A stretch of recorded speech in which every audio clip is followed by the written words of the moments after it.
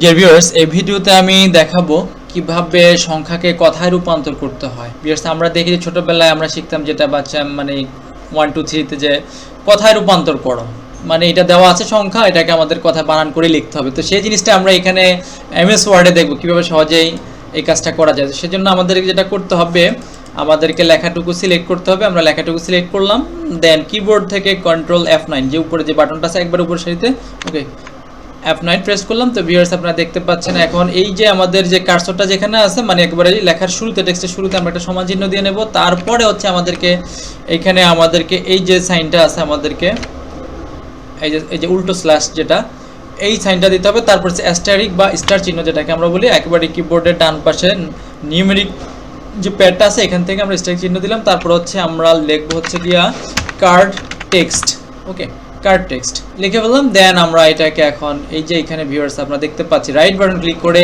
এই লেখার উপর রাইট বাটন ক্লিক করে আপডেট ফিল্ড, ওকে, আপডেট ফিল্ড। দেখেন ভিউয়ার্স, হয়ে গেল 4050, যেটা আমরা বলতেছি। তো ভিউয়ার্স, আরও একটা আমরা সংখ্যাতে এটা অ্যাপ্লাই করবো। তো ভিউয়ার্স, এটাকে আমরা সিলেক্ট করে নিলাম, একইভাবে কন্ট্রোল F9 প্রেস করলাম, সমান চিহ্ন দিয়ে দিলাম আগে।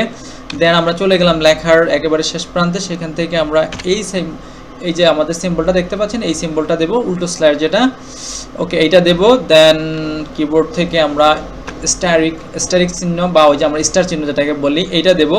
দেন আমরা লিখে দেবো এখানে কার্ড টেক্সট, ওকে।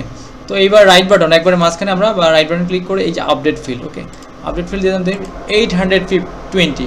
তো ভিউয়ার্স, এভাবে আমরা কিন্তু যাদের ইংরেজি লেখাতে সমস্যা আছে, যারা ইংরেজি বানান শুদ্ধ করে লিখতে পারে না, তাদের ক্ষেত্রে কিন্তু এই টিপস অ্যান্ড ট্রিক্সটা খুবই কার্যকর। তো ভিউয়ার্স, টিপসটি ভালো লাগলে অবশ্যই চ্যানেলটি সাবস্ক্রাইব করবেন এবং শেয়ার করবেন।